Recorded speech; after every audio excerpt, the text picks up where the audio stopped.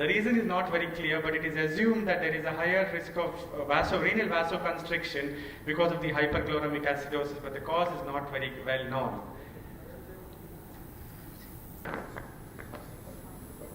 So, 6 things I must do better in the ICU. You know, having learned a little bit in the course of last year, what can I do better is the question. Because there are many things. What is the first? These 6 are my choice. It may be different for you, but let me share my choice with you. You know, what I can do better in infection control and antibiotic use, end-of-life care, ARDS management, communication, and septic shock management. These are the choice that I've had. Now, infection control, what can I do better? So if you come to VAP, then we all know there is a bundle here, and then there are expanded measures such as subglottic suction, early tracheostomy, silver-coated endotracheal tube, and so on. Now, where are we? So if you look at this paper where there have been sequential measures on the prevention of VAP was done, because you don't know which one of the bundle is more important than the other, right? You have the bundle, you think all of them work, you think maybe they work together, they may not work alone, but there was an opportunity in this study because they kicked this in one after the other, because they wanted to ensure compliance. So they, together with each introduction, they trained the staff, they measured their compliance. So they started with specific staff training, subglottic suctioning, inclinometer for positioning, because you're not never sure, you know, whether it's really 30 degrees, 40 degrees. So you have an inclinometer, then that is an inclination to check, and then be specific where the patient is positioned. Oral care with chlorhexidine. Now, this is a matter of guesswork which is working, but what did they actually see? There's a single center before-after surgery in the context of major heart surgery. So there was a baseline for 9 months and 35 months, including 1,500 patients with these interventions. So the primary endpoints were VAP rates, mortality, and cost, and several measurements were done relating to surgery and mechanical ventilator days, antibiotic use, everything. So if you see here, I don't think this is working, but if you see sequentially, the ventilator-associated VAP rates have come down. VAP rate came down significantly from 23.9 to 13.5 episodes per 1,000 mechanical ventilator days. So the most marked drop was after staff training and after inclinometer. And there was reduction in the cost of antibiotics. There wasn't much reduction in mortality, significant reduction in mortality. So the chlorhexidine, subglottic suction didn't figure much. More importantly, it was the staff training and then ensuring inclination. So there was another study done in Canada in a different setting, multi-center over a 2-year period, where they focused on staff training in a different way. They got the clinical champions into the staff training program. And this was stretched over 2 years, okay, repeated, backward and forward, going back to see what is implemented and what is unclear. So there were guideline-based reminders, checklists, feedback. So this improved compliance and reduction of VAP rates. This intervention of focused attention to staff training. What else can we do in infection control? We all think of surveillance and isolation. We think of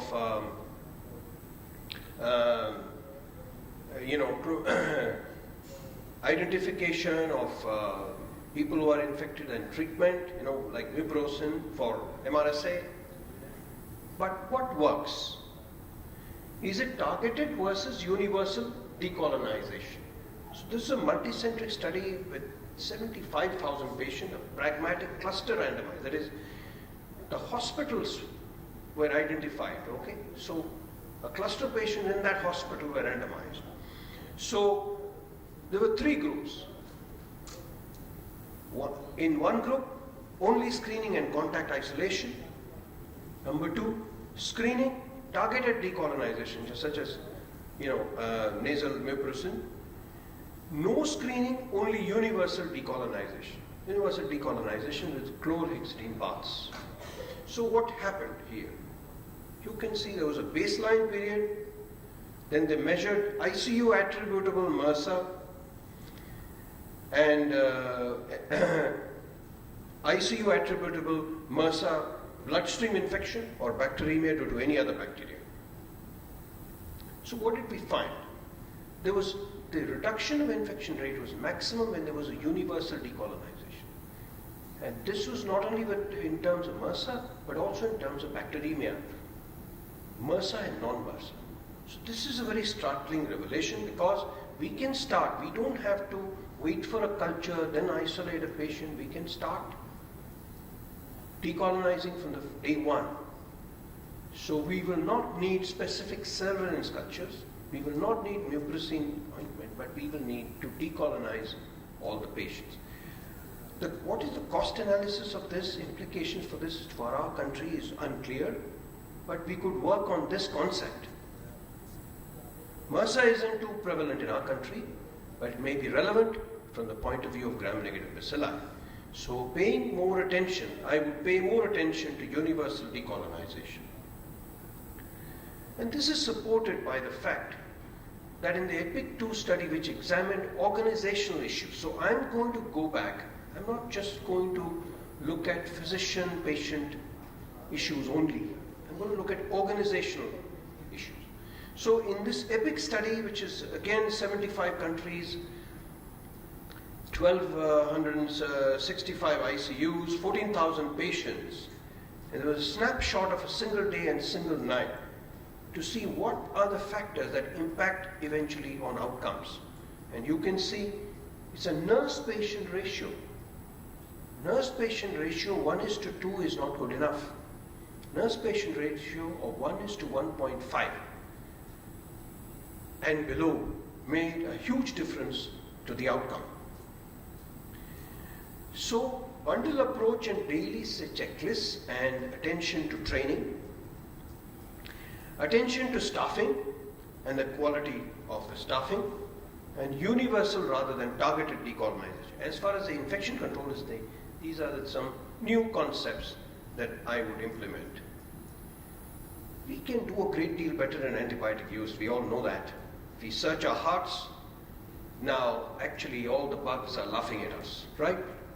Because they have become very cocky. All the bugs become cocky. They have become extremely friendly to all the big antibiotics.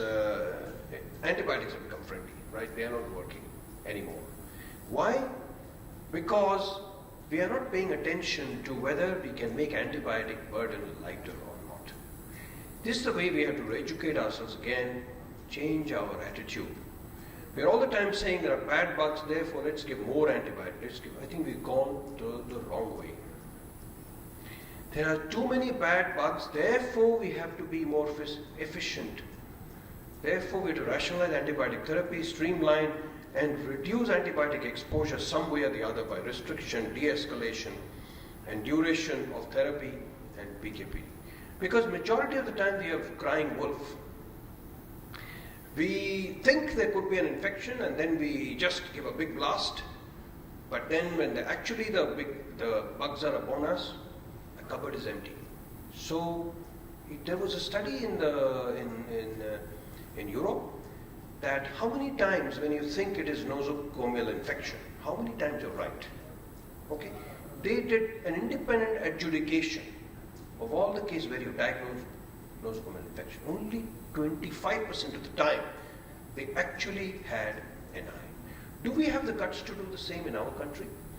We believe, we are always so cocksure. We think it is NI and therefore unless you treat nosocomial infection, you are not doing the right thing. But we are not given a hard look at how much overuse we have done. Many times we are not looking at the source of infection. We're just looking at fever, leukocytosis, and some of the systemic signs, that's all.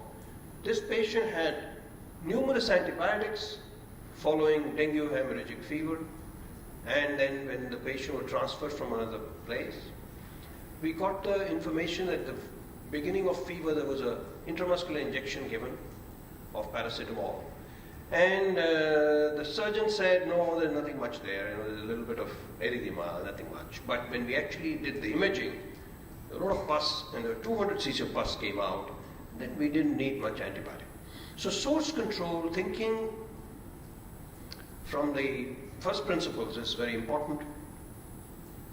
So we get into the vicious cycle, more antibiotic, more resistant bugs. Therefore, you have to give more empirical therapy. And this vicious cycle is set and entrenched in our midst. So therefore, it's very not uncommon to see an antibiogram like that. There are only R's, okay? And yet we are not waking up. I think the time to wake up is here.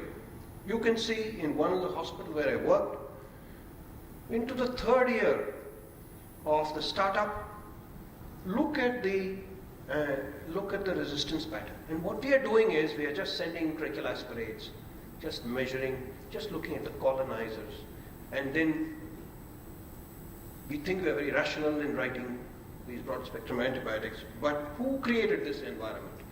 We created this ecosystem by writing irrationally to begin with, because look at the defined drug dose. I get, as a IGCCM editor, I get numerous articles on the isolates. Not one of them writes, what is the defined drug dose of antibiotic? What has been the antibiotic consumption?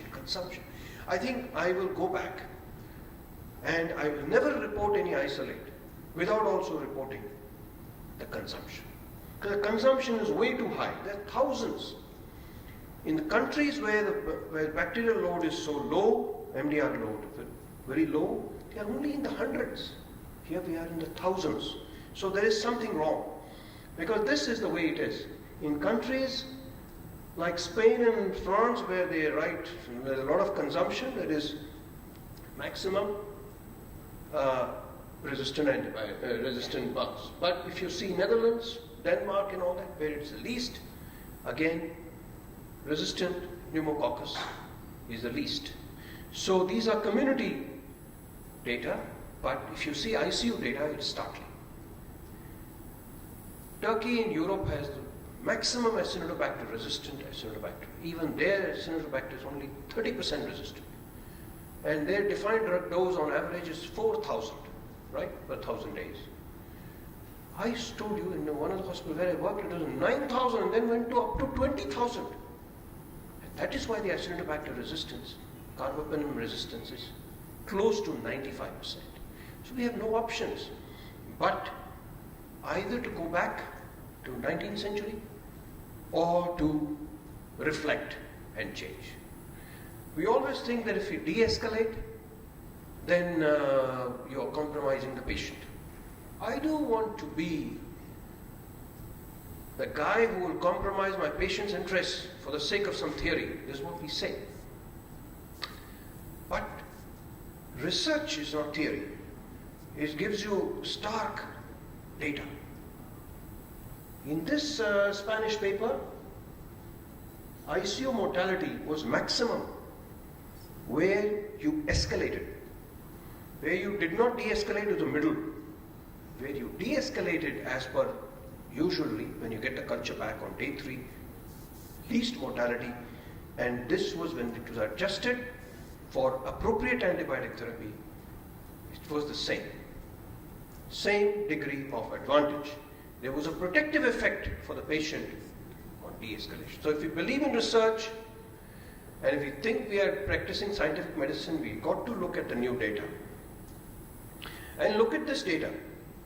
What is the risk factors for carbapenem resistant gram-negative bacteria versus carbapenem sensitive gram-negative bacteria?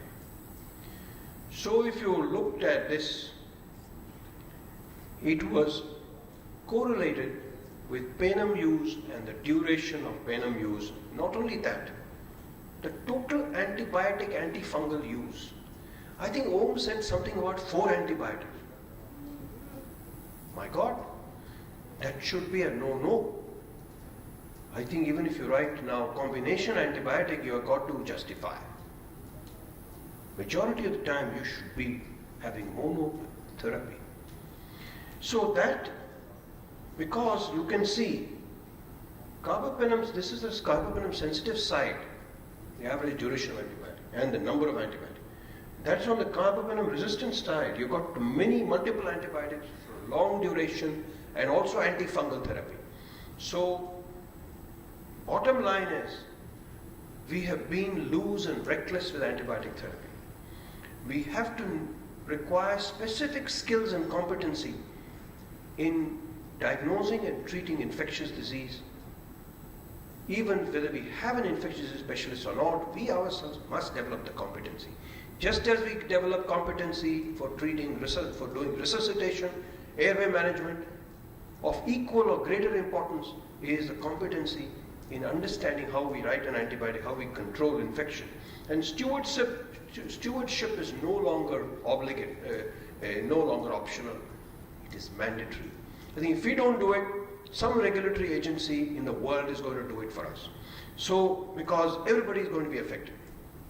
Just as one epicenter in Nepal has affected us, other places, similarly, India will be the epicenter of multiple drug-resistant organisms. We've already had the dubious reputation of starting the NDM1, right? So we don't want to pursue this kind of fame, right? So we have to, if we don't monitor ourselves, somebody else is going to do it, because there's going to be an epicenter if we don't. So we must find a way to spare the penem. What can I do to improve the quality of death and dying? We cannot deny the fact of death in the ICU. Majority of the people are coming to ICU to die. To hospital, then in the final hours they come to the ICU to die. We have lost the sense of proportion to think that we must die one day, and we are not going to die in a medicalized, in an isolated atmosphere. We have not got that balance, because somehow we have still got we have mystified this possibilities in intensive care, right? We can do a lot, but let's get real. We can't give immortality, right? That is, in the history we have not done that so far. So we have to improve the quality of people who are dying in our midst. So last year we wrote this policy from the ISCCM to improve, because palliative care has to be integrated right there in the ICU. This is something which we must implement and improve. It's called acute palliative. Anyway, palliation is a part of your, put a patient on a ventilator, you start sedation, analgesia immediately. But we must extend it further to improve the quality for the patient, because as the SCCM guidelines have shown you, there are different phases of illness. All phases can't be treated the same way. So you have somebody who has failed the curative care phase, then you have to enter the palliative care, end-of-life care, and then bereavement support to the family. Like any other decision making in critical care and in medicine, there is a way to integrate many steps, and this has been done. So this is not loose, this is not subjective. This also has a structure and a method and a training which we must do. Just now, this is the online first paper. Randall Curtis has reviewed the variability of end-of-life care in the world, and out of 4,000 papers, he has shortlisted 108 and then further to 56 to see across the world what is the variation, how much we are doing withdrawal, okay? Withdrawal and withholding. Kapadia's paper and my paper finds mentioned here, 2005 and 2009. You can see how low our withdrawal is. You can see there's so many countries with a huge proportion of withdrawal, right? More than 50%. Only in Israel, you have this blank here, That's Israel, which for religious reasons doesn't allow it. But it does withdrawal in other ways. So you can see that it does withholding so much. So why are we so much behind the rest of the world? We have, oh sorry, it's done? Okay. If you can give me 5 minutes. If you can, yeah. So if you can see, there's now a Welpicus worldwide definitions integrating opinions from 35 countries through a Delphi process. Now we got clear definitions of what the various things are. There is no euthanasia here. Withdrawal, withholding, CPR, all of them have now definitions and very clear. Do we have any legal concern that should worry a doctor when we say we should let a patient die? This is a question we have all the time focused on, never discussed the quality of dying or anything. We've just focused on this one question, and I would like to ask a counter question. Can there be a law against honest disclosure and sensitive truth telling in our country? Or no, don't disclose, don't tell them. Is there a law like that? Can there be a law against preparing the patient family for imminent death? Does the law say no? At no account you're going to mention death to the family and prepare them. Third question is, can there be a law which would prohibit stopping of treatment that does more harm than good? Why do we put somebody on a ventilator? Because it's going to do him some benefit, we think. If there's going to be more harm than benefit, which is the law that can prohibit? So this is confused. Euthanasia is very much confused. Whereas these issues, bioethical dilemmas, have been sorted out long ago in the rest of the world. First DNR order was written in 1974, and the codified law for DNR was in the US in 1988. So how can we be so behind? Professor Joga Rao, National Law School, in the recent Bangalore conference, ISCCM, said something very remarkable which I want to quote. Sorry. Yeah. So he said, while waiting for legislation on EOL, we are actually legitimizing illegitimate. So we say we must have some legislation, but we continue to do our lamas and insensitive management of the dying, and we continue to write very expensive medication and interventions for the people who are dying, which is illegitimate in today's world. So, is it going on or progressing? Not progressing. Okay, doesn't matter. So, end-of-life care I would try to improve. Communication skills I would like to improve. It was in 1974 that Nancy Malter, a nurse in the US,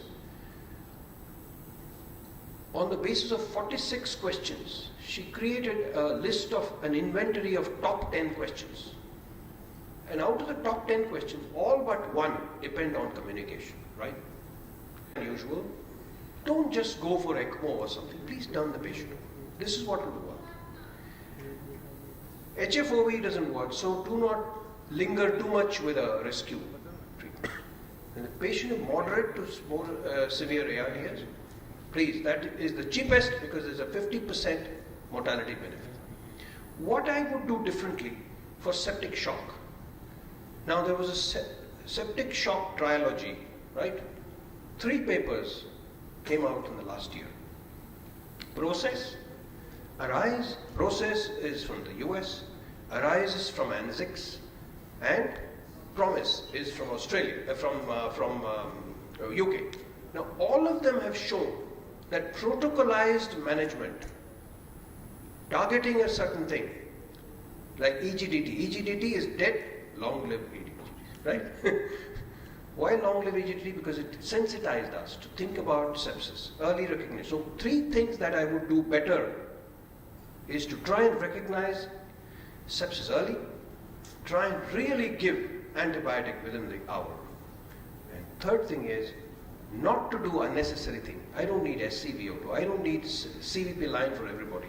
I don't need PICO line for everybody. I don't need pulmonary artery catheter for everybody. I don't. So none of this is required. You can do ultrasound, you can do echo, and give fluid, but not with a vengeance, right? As Sunil said, give fluid, but have some kind of control, because it's not that only fluid saves. There's a vasomotor tone also somewhere in the picture, right? And then just because you have big SVV, just because you have fluid challenge, I mean, there is a space for fluid, it's not that you have to give fluid. Right? There has to be a clinical question in answer to that unit. So I would balance between too much and too little as far as fluid is concerned and not be too protocolized. Maybe fewer people will get CVP from me in the future. So with this few words, I will stop. Thank you very much. Just 1 more minute from you. So thank you. It was very enlightening. And one more request from our side to you. Today, in fact, after whatever we do for our patient. And what I have done this year, some of the patient and relative who has really been very difficult for us to manage and cooperative, we have decided to facilitate them.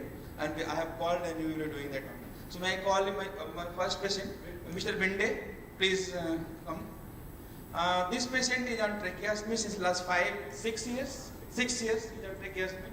He came to me for the brain stem stroke and complete bacillary artery thrombosis was there. 1.5 months, 2 months he was on ventilator, and after that he is on tracheostomy. The best thing about him that he has been educated for everything so much that he takes care of his tracheostomy, saliva, everything of his own. Dr. Mani, please just facilitate him for his heroship.